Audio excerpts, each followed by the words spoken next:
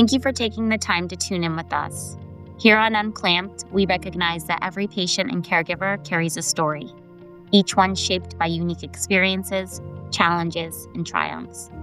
Before we dive in, we want to take a few minutes to introduce ourselves so you can get to know the voices behind the mic, the journeys that brought us together here, and the passion that fuels this space. Because this isn't just a podcast, it really is about community, and every story matters.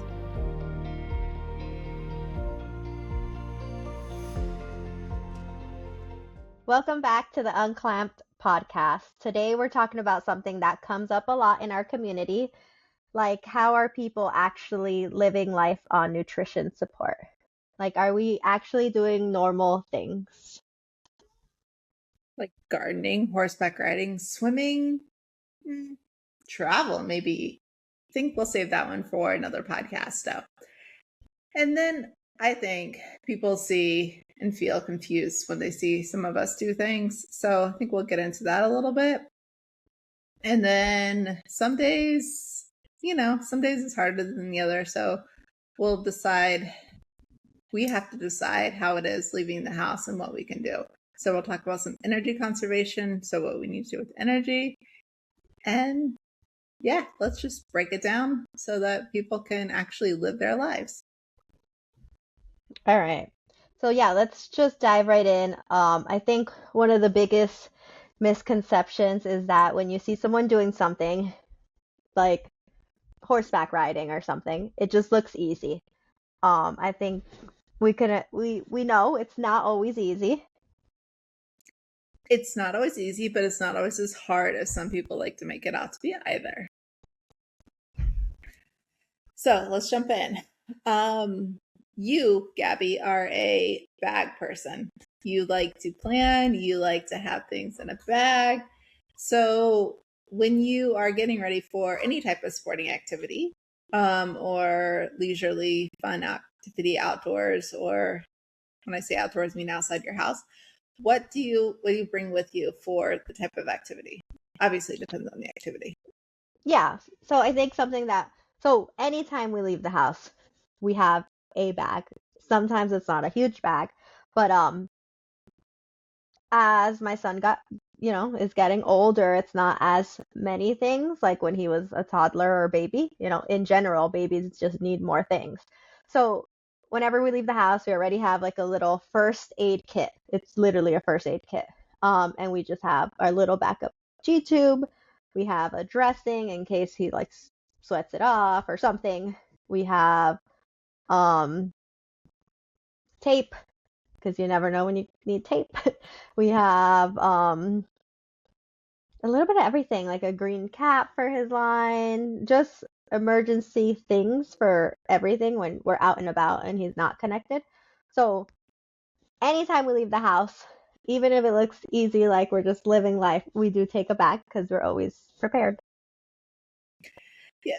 For me, it depends on if I'm connected or not connected. If I'm not connected and I'm just going out to a family member's house or to, let's say to dinner with, socializing with people at a restaurant or something, I don't take a bag if I'm disconnected, because what's the worst case? My dressing's gonna come off. Okay, well then I'll just change it and come home. But that's if I'm, in the area. So I only take things when I'm going either connected or if I'm going further away than, out for an hour or two. But some of the other things I have to really consider are, but just going out and about, is the medications I need. Mm-hmm. So that is one of the things I always carry is my medication. So if something happens to me, if my stomach is in a horrible spasms or something like that, what medications I need to control X, Y, or Z symptoms. I take that. And I try to take, if I'm disconnected, I try to take oral hydration with me, so that I could keep a sip or something. Also just keep the vocal cords lubricated, as we were to say. But yeah, so some of the things I But if I am connected, your list is on there. Plus, the red cap, just in case I have to fully disconnect. Yep. I make sure I have some of those in there. And I actually like the scrub ups, the site scrubs. Oh, yep, me too. I keep some of those because if I'm disconnecting on the way, I like to have stuff like that. Especially if I'm getting ready for an activity and I'm doing my infusion up until the activity. I want to make it easier to disconnect in the car versus disconnecting at home. Yep. Because hygiene, stuff like that. So it really depends. Just make sure I have the supplies and backup supplies I need. Yeah.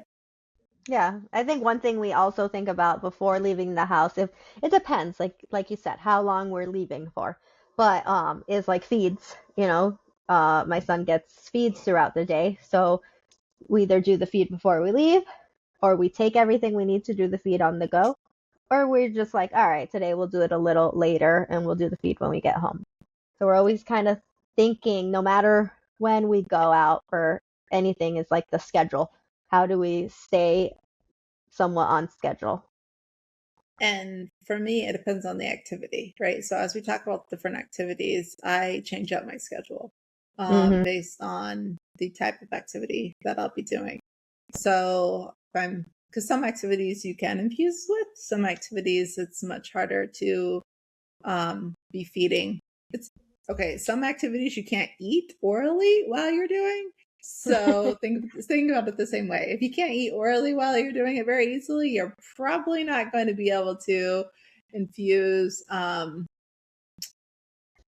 via IV or feeding tube. However, there are a few exceptions to that. You can still infuse your TPN while you're riding a roller coaster. Or your Ian while you're riding a roller coaster, but you're really not supposed to eat or drink while you're on it. But you can do those two things.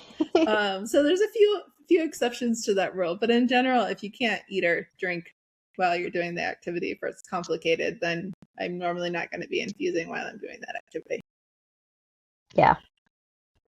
Yeah, I think the other thing that is big that we consider, and I know you have a lot of experience and planning around this, is your energy, right? Yeah, so for my disease, right, my mitochondrial is literally energy dependent. With, as you know, with the myopathies, it's 100% energy impactful. So if I'm doing something that's going to take a lot of energy, how we go about that is a lot different than how we go about something that takes, if I'm sitting and chatting to you, Gaby, let's say let's say you were my neighbor and I was going over to visit you as an activity, or, going to a book club or something like that. That's a lot less energy than it would be horseback riding. Horseback riding is a lot of energy for somebody who has boundfulness of energy. So it really depends. And swimming, of course, people do it for exercise. So right there tells you how much energy those things take. So taking into account the energy, and do I have the energy? But it's not just my energy. How much energy do you have as a caregiver? Yeah, I definitely think I've learned this, throughout the years. I used to just go, go, go. And then now it's like I definitely, not only conserve my energy because I still need to be a caregiver that night, after a whole day of activities, I have to come home and, do PN and everything. So I definitely conserve my energy now.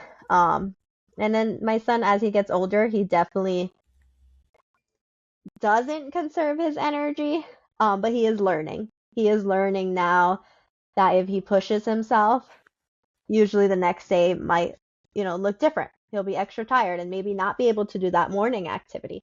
So he is learning how to conserve himself, but as his mom, because he's still so young, I also help conserve his energy.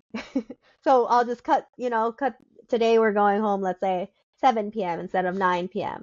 And that's just part of the activity. But in reality, I'm doing it for a reason. Not only my energy, but also his energy. Yeah. Energy conservation is definitely real. Yeah.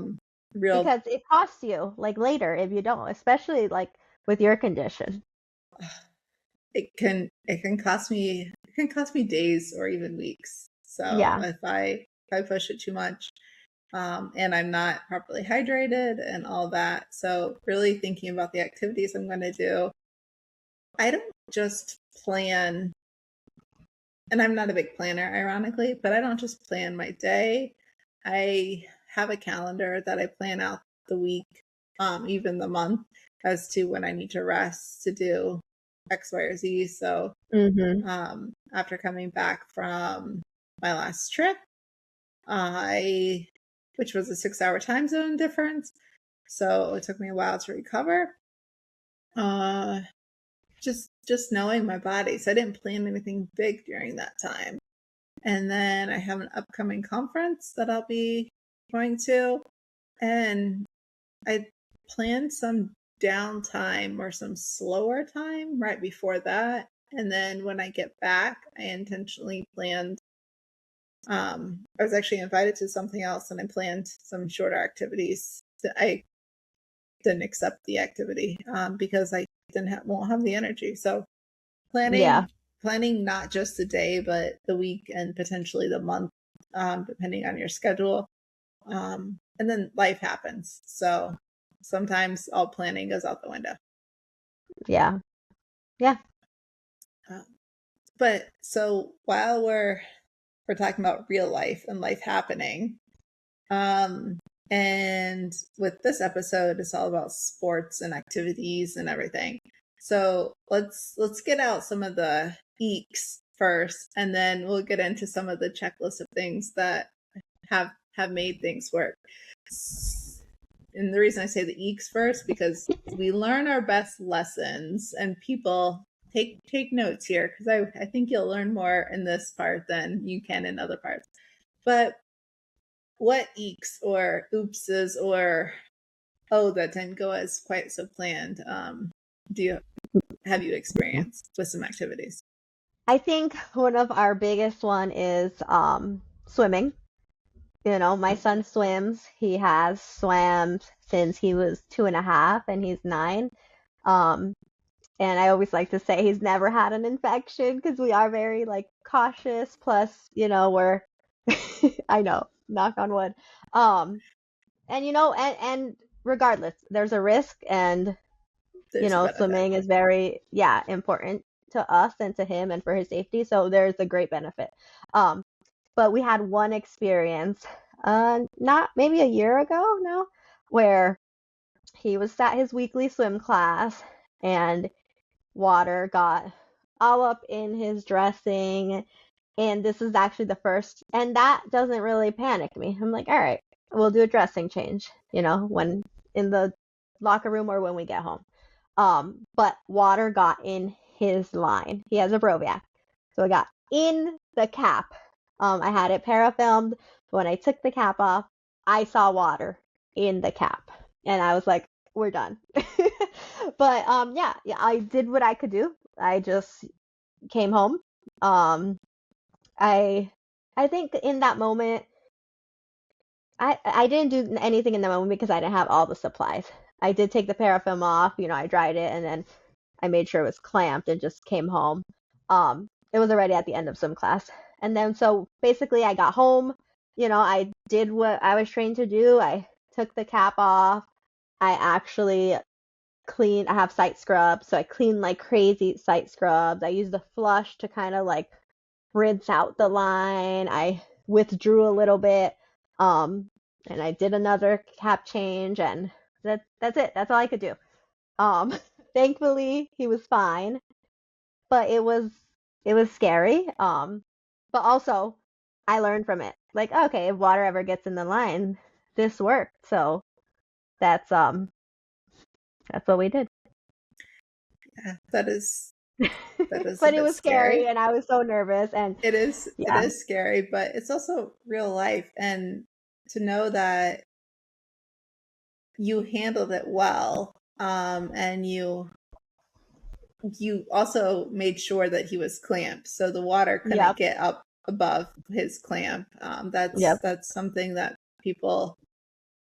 most people would panic, and I would say that's one of the first things for me and for anyone yeah. is You can't panic. don't panic. Like if you think you're gonna panic, take a deep breath, relax, especially if you're not infusing and your line is clamped and you're not bleeding out, you're not physically hurt. Like in most situations, you're gonna be okay. It's not Yeah, an emergency. Like get to a safe place, get to somewhere where you have your all your supplies and work it out. And then if you do need additional supplies, that's when you can seek higher level of care than what you have at your home. But you probably have most things at your home to solve the problems. But yeah. Sorry, I I like the have use a of the side scrub there. yes, because it cleans inside. So that's all I could do. Shook the line out, I rinsed it with a sterile With flush. saline. Yeah, with saline. I did what I actually was trained to do years ago when he had an ostomy and he would have like major blowouts, and sometimes stool would get in the connections and stuff. We were trained to like just rinse it out, kind of clean it and change it out. So, and that's interesting because one day I have a nurse that comes rarely, just checks my aseptic technique, which is funny because she's like, your aseptic technique is probably better than my aseptic technique. Yeah. But whatever, she's here, check the boxes. And I was doing as you call it, a cap, I call it clave or needles connector, right? I was doing a change and I was most of the time she just uses alcohol wipes and does many of them. And sometimes she'll go into it. But I like to use the alcohol swab sticks Hmm.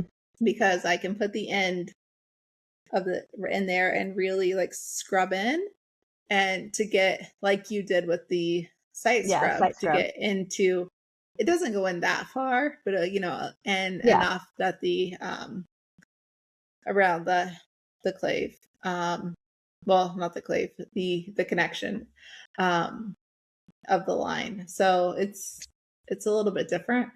And if it was me with my port and there was water in the line and I was already disconnected, I could just deaccess the needle, throw it away, reaccess again. So those are the Yeah. differences. Well, it brings us to like a good point. Let's just talk about swimming. Since we already have talked about the horror of that could happen, that actually didn't turn out too bad. Um, I think a lot of people see people swimming with central lines, and even with G tubes, and they're like, "Oh wow, I didn't know I could swim." And it comes up all the time. And before we get in, definitely, it's important to like work with your team, to be honest with your team and everything. But we swim, like my son swims, and there's different ways you can do it, and it's really cool that Crystal has a port, and then my son has a Broviac, so we can kind of like share what works for us. Yeah. And what works for him swimming, I'm actually going to try to see if it'll work for me showering better. So for me, swimming isn't a big deal at all. As long as my port, so assuming port placement has gone, everything's healed, incision, everything is good on that end. And we'll get into water and stuff like that later, but let's, nice clean area. Water isn't a big deal. If I really want to submerge, I just deaccess my port. And if there is some concerns with, not necessarily the best, I make sure I de-access long enough ahead of time that I will have the needle incision, not the insertion point, the needle insertion point has started to heal, so there's not a hole in my skin. But then I just take normal precautions that you would with any like skin, potential skin irritation or open skin, like a small cut in your skin or something like that, is the precautions I have to take if I'm swimming de-access. And I will only actively swim de-access since I have a port. Now, if I had a tunneled, a Broviac Hickman, a Grosjean, something like that, then I would take other precautions like you do. Yeah. Yeah, we do gauze. We love this product called Nista, but it's currently not in stock really. But we do typically do gauze.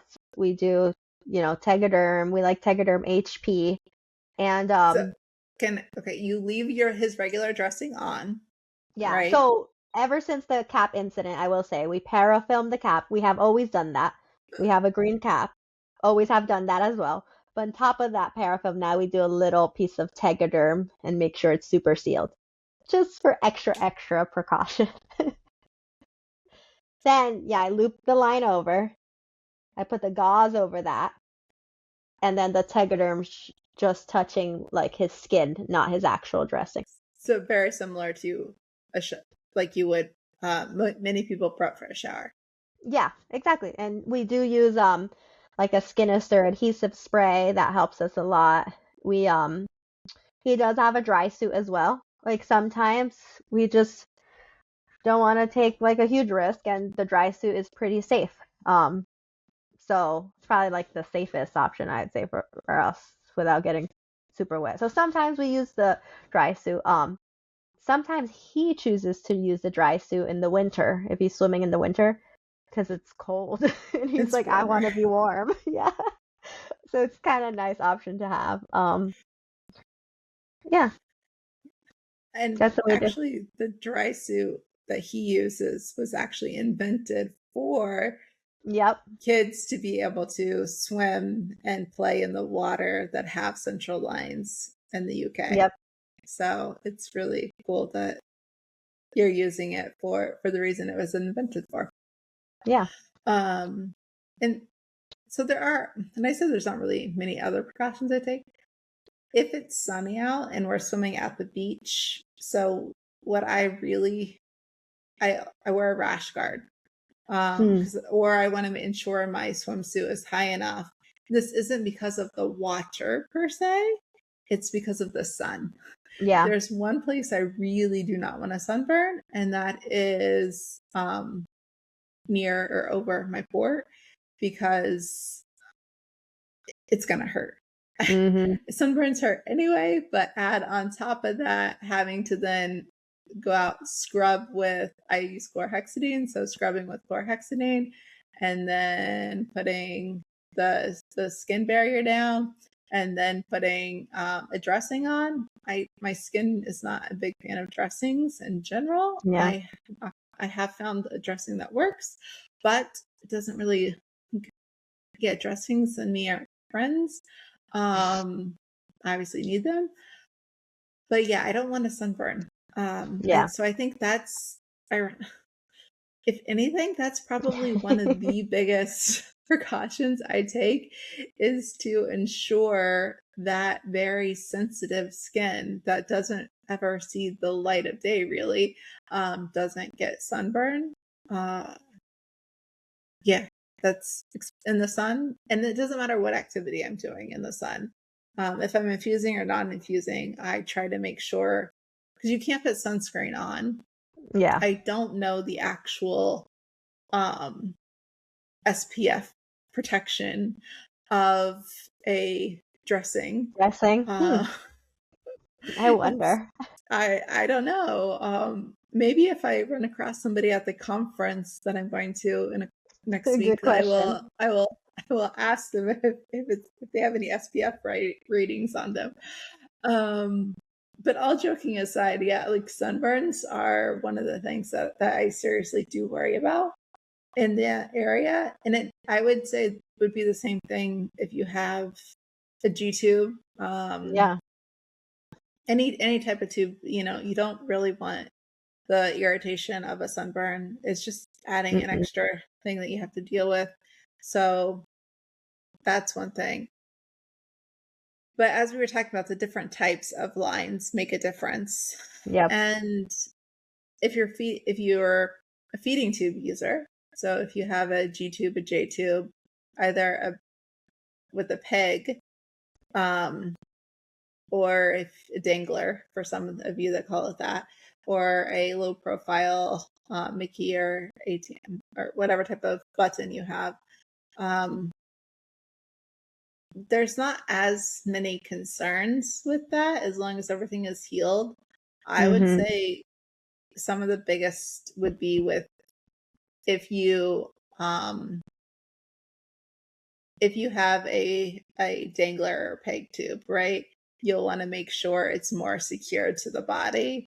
But I even know a lot of people that if they are swimming, they'll use a tegaderm to put over their G tube, just for a layer of added precaution so that nothing gets Yeah.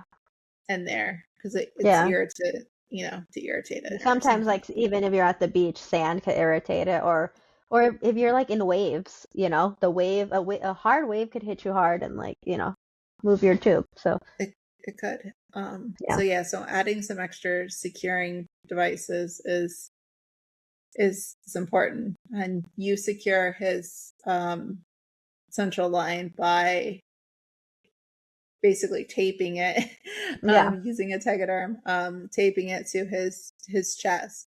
Is there any other securement devices while you're swimming that you use? Does he go shirtless? Does he wear a rash guard?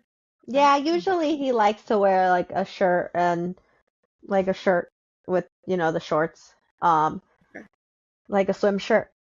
Yeah. He usually likes that. I will say when he was younger, like, water fun, maybe he's at the beach, but he's not gonna go in waves. We brought like a little inflatable pool to the beach, and then we'd fill it with a little bit of water, and he would just splash in there.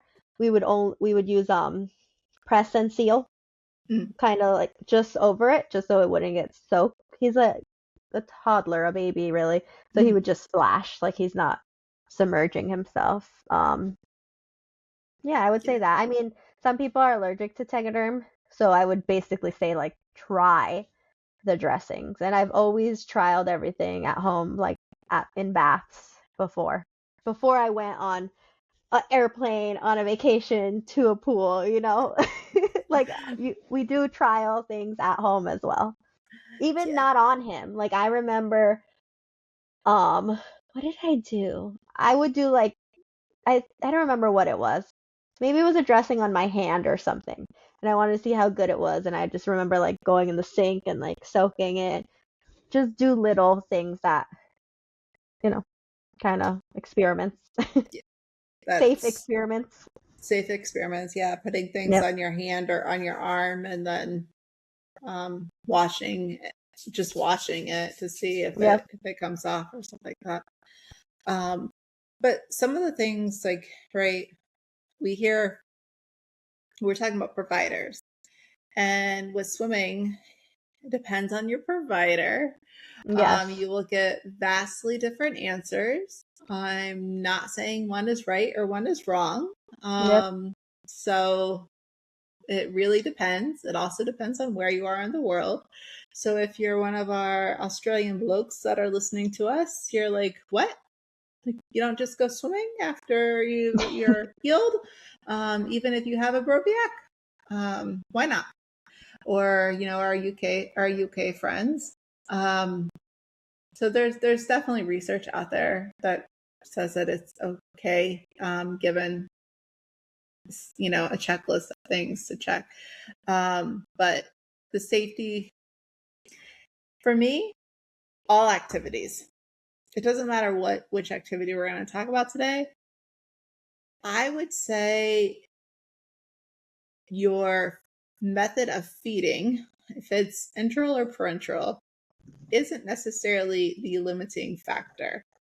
Yeah. I would say the risk you're willing to take in an activity or a sport is, because swimming is dangerous no matter what, right? If you have a cut and you're swimming in dirty water, Mm-hmm. the probabilities of you getting an infection, especially, I just came back from a trip.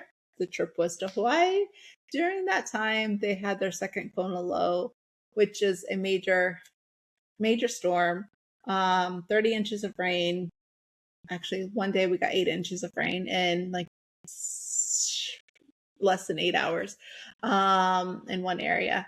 So there was a groundwater advisory, and with all the runoff and everything, the ocean, which normally the Hawaiian Ocean, the Pacific Ocean around Hawaii, is perfectly safe to swim in. Yep. There's not really any issues with that for any microbial. Minimal, very, very minimal risk. I think some people's house water has more risk than the ocean does.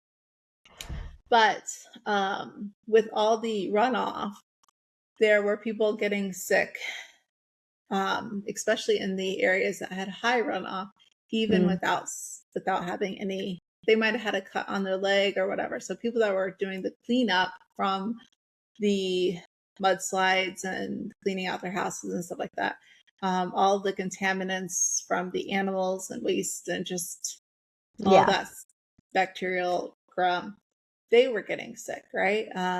There was triage units set up. So I knew that it wasn't just me, like no one in my family was I going to put in risk of swimming.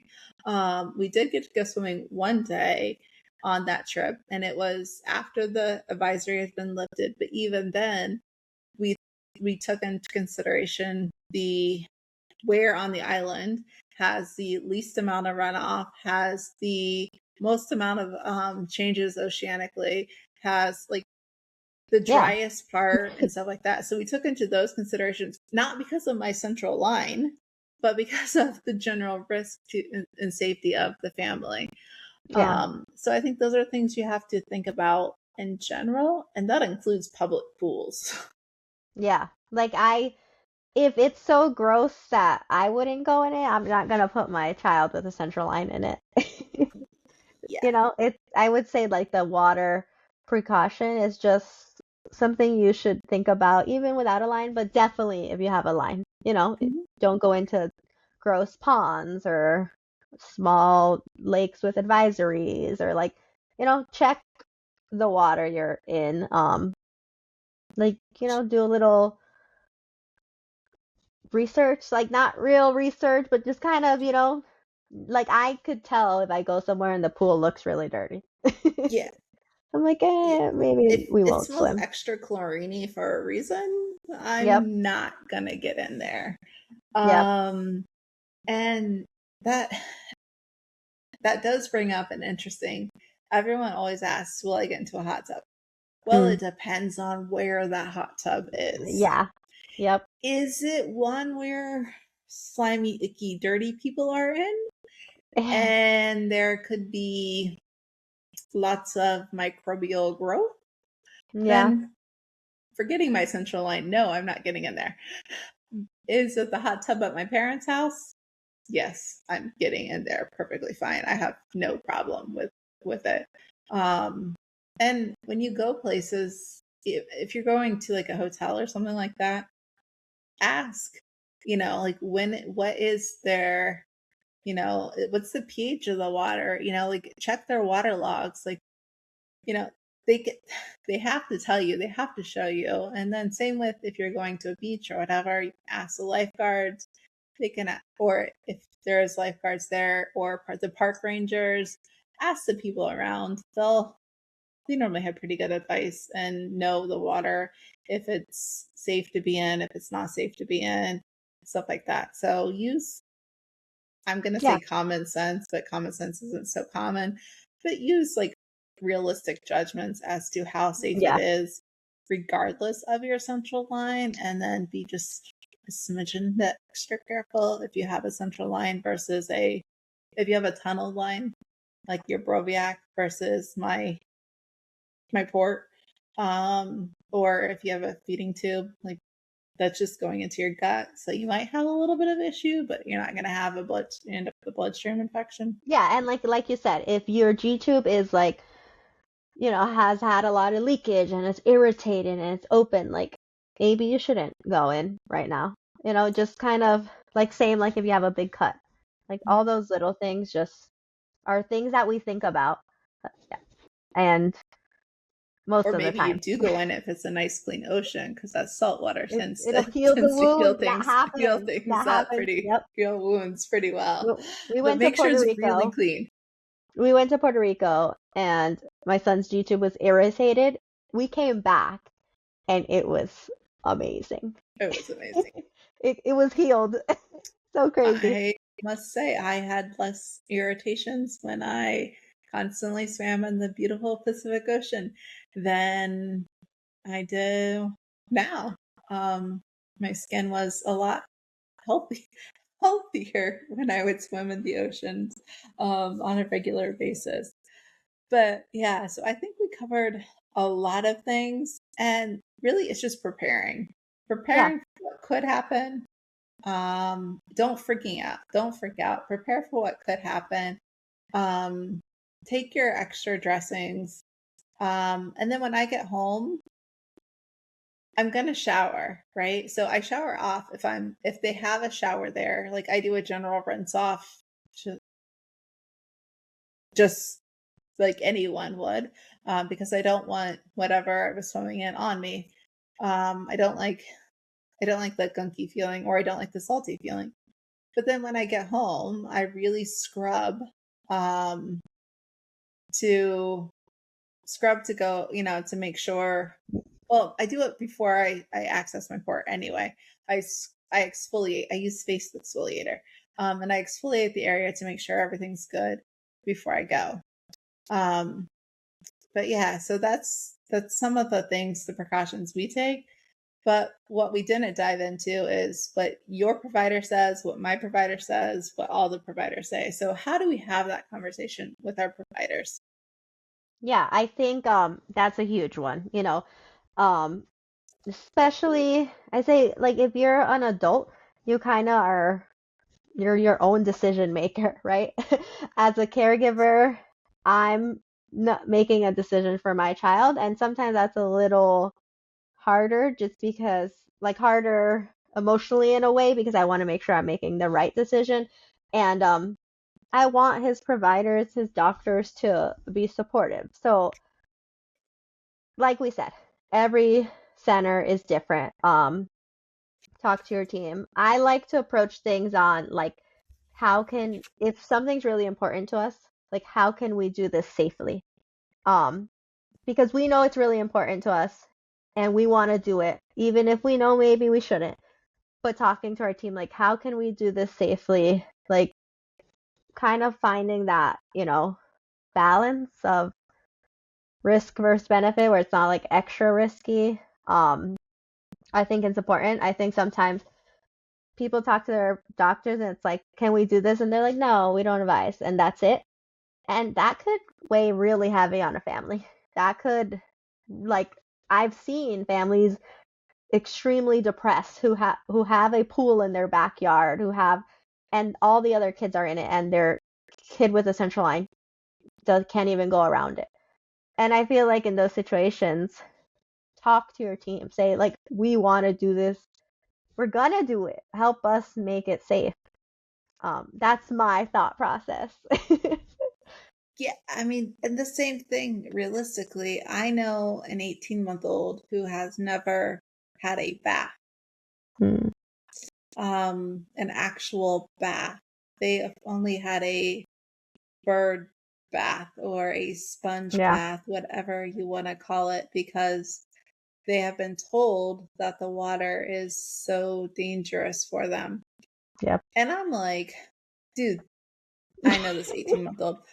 They have more saliva running down over their central Yeah. line than the water is ever going to do. So use some, like, have a conversation, use some practical judgment. I mean, your saliva has way more bacteria in it than hopefully, your potable, fully drinkable tap water does. So for some people, it's not even about the pool. Like, Yeah. they've been Just a told bath, a no shower. baths, and so, or no showers, right? To not get wet at all. And so I would say really talk to them and advocate and explain how important that is to your quality of life. Because Yes. what's this episode really about? Living, Yeah. truly living our lives. And it doesn't matter what activity it is, it's figuring out what makes us want to live and truly live the best quality of life that we can, in the time that we're given.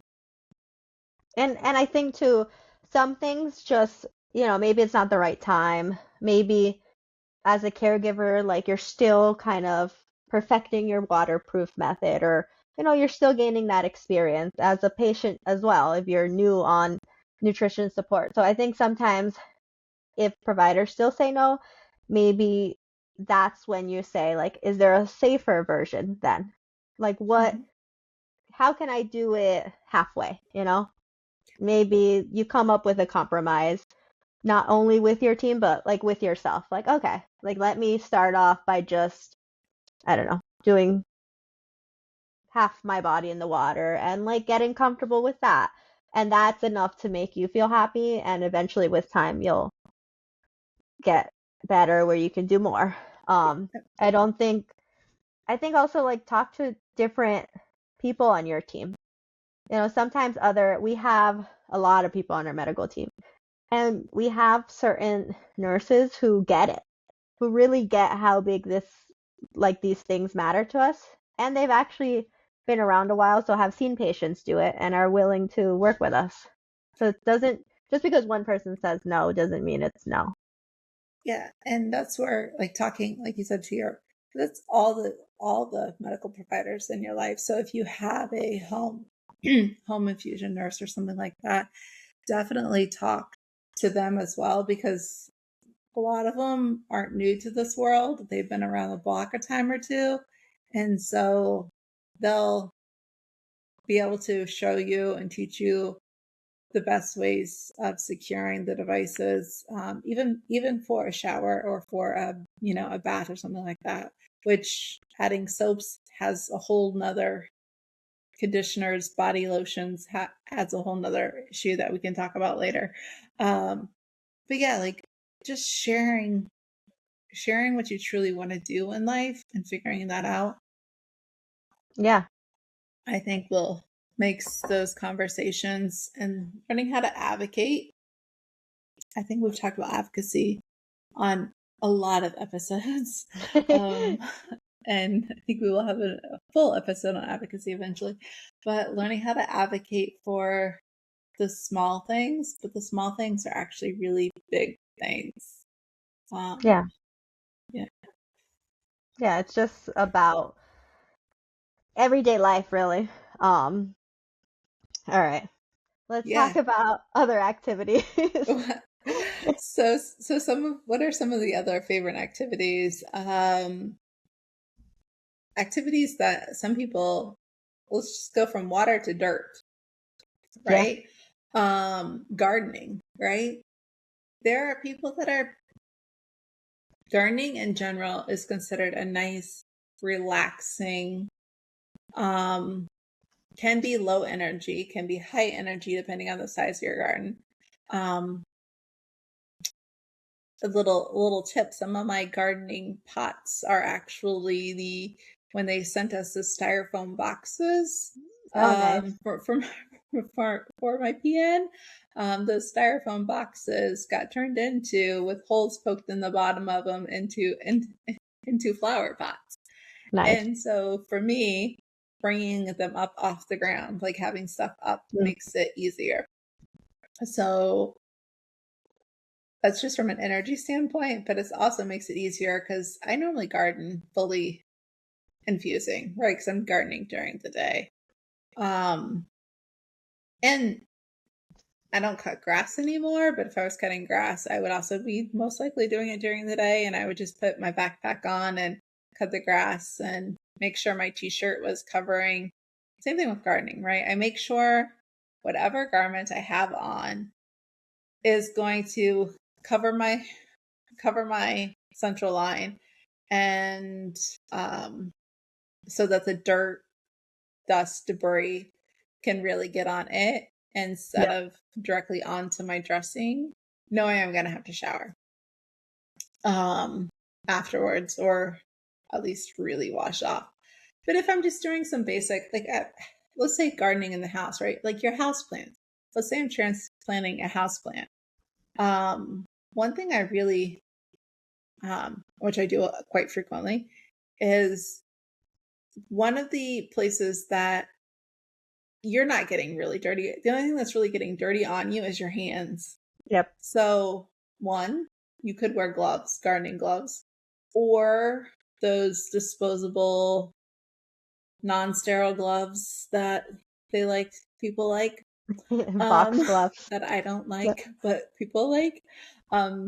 Or even in my case, sometimes I've had sterile gloves that are no longer sterile because the mediums don't fit me, but I can Yep. use them for gardening. So I have some gloves around. And the reason I say gloves is one of the highest risk points is your fingernails. And this is Yep. true if we're talking about gardening or talking about general hygiene. Ladies, especially ladies with those long nails, make sure you're scrubbing under them because they house so much bacteria. It's not funny.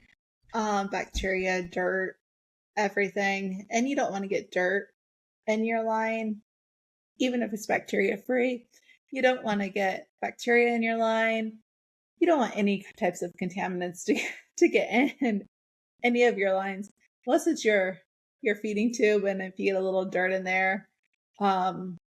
We all ate dirt as a kid, so that's not the biggest thing in the world.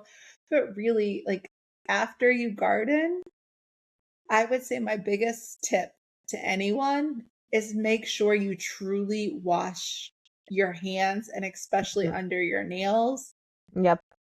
appropriately. Yeah, definitely.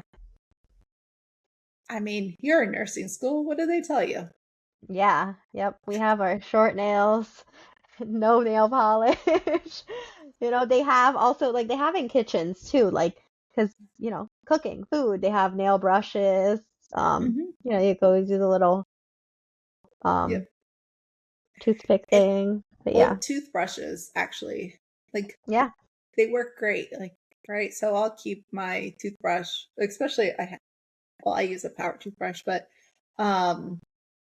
my, like a nice little manual regular toothbrush, like I use that to sometimes if I mean, my nails are really short, but if for some reason I get something in there and I can't get out, I'll definitely use the brush to scrub, to make sure that I do have nail scrubber, hand scrubbings too.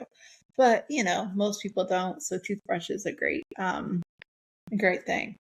So I would say that's a good summary for gardening or for dirt activities. Yeah, wash your hands. Wash your hands. What about what other activities do your sons, or specifically your oldest son, what other type of sports does he like? Yeah, I would say, yeah, sports. He does basketball. He does flag football. Um, he has done soccer. He's done baseball. He does a boys gymnastic class sometimes. He loves it, actually. I think he's gonna get more into that soon. He does a boxing, actually. So he does a lot of sports. It's something that's just so important to him, just keeping him like busy and like working out. Like that's what he likes. I also played sports growing up, so Gabby, you're telling me your son is a normal 9-year-old boy who likes sports? exactly. Like, oh my gosh. And he has a And I central actually line love and a G-tube? and I actually love being like a sports mom too because I played sports, so it's perfect. But no, I would say everyone sees him play all these sports. Everyone sees him like online boxing and this and that. And yes, it's possible with a central line. He has a Broviac, a G-tube. I will say it's not just like we just walk into the sport and never think about his line. No, like we prepare. Sometimes if it's like a game, he'll wear a padded shirt. It's actually like a baseball shirt. It has a little padding here just for extra precaution for his line. We usually use like a grip lock or tape his tube when he's going to like mostly flag football because they try to reach for the flag and they could grab his tube. So if it's taped down, it's more secure. Do you tape it back up onto his dressing or? Usually on his skin so the tape doesn't peel the Okay. dressing. Yeah, grip locks. He has had central line vests that he's used for a while, but he doesn't use them much anymore. And then you know what? I like talking to coaches is something that it just depends. Um, if they need to know or not. I think now that he's older, it's a lot of drop off. So I do a little like, hey, he has this medical condition. He has like a line and a tube. He wears a shirt to protect himself. He doesn't have restrictions otherwise. Besides, one thing I always say is like, as they get older, they like throw water on each other. I'm like, just make sure like you don't dump a bucket of water on him because we just don't want So to he's deal with not the that. one that's going to get the Gatorade. No, but yeah, and that's it. And he has a actual watch where he could call us if he needs us. So I tell them like, hey, he'll call us if he needs us. If he tells you, hey, I need my mom, it ask why, but it's medical usually. Like, just know that. Just know that maybe there could be some sort of emergency, but otherwise it's Or urgency, probably, yeah, not not like a emergency. emergency. Yeah, exactly. Yeah. And sometimes like when he was younger and he played sports, we were there 24/7 because it's not drop off. Yeah. And if it was like T-ball, we didn't tell the coach because we didn't feel like there was anything that the coach needed to know really. So it just depends. Depends on the sports. Yeah. But definitely Makes it's possible. Sports are possible. makes sense. But Yeah. flag football, I mean, you probably chose that because of concussions reasons and less impact anyway over Yeah, versus central lines. So it's all exactly. risk based in what you're comfortable with. Yep. But those are some good tips, and good good advices on like the different shirts. There's Yeah. so many different shirts out there. Yeah, we could probably drop the link once in our YouTube or something. But yeah, we have a couple different shirts that we've used and we love them. Yeah. He loves them too. So And the vests have, I think they're going to be making an adult vest eventually. So we'll see yeah. if they actually do. But yeah, so I would say securing the line, no matter what, is securing any type of line or making it as low profile seems to be one of the things. And for like horseback riding, which is a sport I like, Yeah. um, some of the things that I do, because as we know, it's not my line so much. And for this one, for horseback riding, I will go both. It really depends on what I'm doing. So if I'm going horseback riding, uh, and I'm already on nights because I'm doing like beach activities, then I won't necessarily be infusing. Or if I go for a night horseback ride, then I won't be infusing. But I will also go horseback riding completely infusing with my backpack on. Yep. I could even put my TPN in the saddlebag, especially with my curlicue tubing to come up. And for me, some of the things is really knowing your abilities. So don't go above your ability. Yeah. which I think is true for any sports or activities. And then when you do go take that step up to your next ability, make sure somebody's there. You know, if you have a coach or whatever. I have been riding longer than I've been walking. Wow. So it's been a while. Yeah, but one thing I do for energy conservation and is I have somebody tack my horse for me, right? So I don't have to use all the energy to tack my horse. So I can actually use the energy for the ride. And this was the case years ago when I wasn't even able to stand on my own, right? I wasn't able to bear any, I couldn't stand at all on my own. My brother actually figured out, my older brother, my mom and his friend figured out how to get me on the horse, and I hadn't ridden for years. And so, yeah, and they figured out how to get me up, and instead of a normal mounting block, so the horse I was riding at the time was beautiful, beautiful, beautiful Clydesdale. And also had Tennessee mounting horses. So we have big horses here. And so to be able to get me up onto the horse, we used, ironically, the tailgate of the truck as the mounting block. So we could raise my wheelchair up to get me onto the tailgate, and then my brother could transfer me over, and then they could move my leg over on this horse that's way taller than you are. taller than I am as well. But you know what I mean? Like it's always, it's not what it used to be when I ride. And I think that's one thing we need to keep in mind is the activities change. It doesn't always look or feel the exact same way. But in the end, if we're having fun, if we're getting energy from it, like if it's giving us a sense of purpose, if it's giving us energy, like there's definitely things that are worth it. And you were talking about, you know, like protective clothing. We were talking about protective clothing. There are lots of protective clothing for horseback riding. They actually make an airbag vest. And a lot of people currently use them. They're newer on the market. And it has nothing to do with a central line, but you clip it on. It's kind of like on, I'll use a treadmill, for example, because pretty much everyone knows what the clip-on for a treadmill is.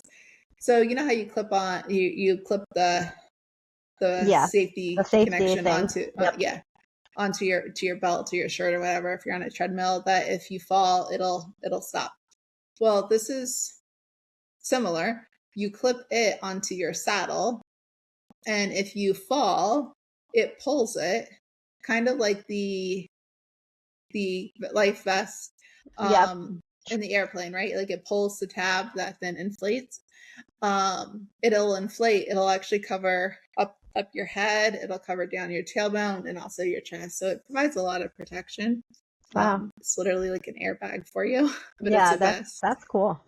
But then I use normal safety precautions, and I don't always wear a helmet, but most of the time I wear a helmet. Yeah, it really depends on what I'm doing. Especially if I'm trail riding, I'm going to wear a helmet because I'm not worried about the horse so much as that limb snagging me. But that's also when trail riding, I make sure that I have my lines tucked away more. Yeah, like secure. So they're secure under my clothing, tighter to my body, not necessarily as loose as I would always have them. So that something from trail riding, like a branch, doesn't catch it. So those are some of the things that I like to do horseback riding, which is an event that I quite enjoy. So yeah. I'm glad you're able to do that again. And I think a lot of times it's a lot of things that bring us joy, but it's hard to do. Like, in that moment when it was hard for you to do it, it's just about finding a different way to do it and like being intentional about it and making it happen, even if it doesn't look exactly how it used to look. I think that's with all activities. Like sometimes you do have to modify them a little and just kind of have yeah, adjustments. But I think they're important. The activities, swimming, all this is so important because life on nutrition support sometimes can feel like you're just on a schedule and you have restrictions, but I do think also we put a lot of restrictions on ourselves, but we don't necessarily have to have all these restrictions. Yeah, you don't have to miss out. No, so to close it out, it's not always about making things perfect and how things should always look. It's about making things work for you. And if you look a little different doing it, hey, that's the reason we have the Paralympics and Special Olympics and all that. Like you can still do so many different things and not miss out on life. You just have to think about it a little bit differently and truly go out there, enjoy it, and have fun because that's all about living life. And so I want to thank you for joining us on Unclamped. I hope this helped you realize that you can live life while on nutrition support. We want to thank you for tuning in with us on Unclamped. We hope today's conversation reminded you that every diagnosis holds a story, one of strength, compassion, and connection. We want to give a heartfelt thank you to our sponsor, AvivoRx, for their commitment to supporting patients and families through their nutrition support journey. Their dedication makes conversations like this possible and provides a platform for the patient voice. We'd also love to hear from you too. If you have a story to share or a topic you'd like us to explore, reach out anytime at nutritiongroup4all@gmail.com. And be sure to find us on YouTube, follow along on our social media, and listen wherever you get your podcasts. Thank you.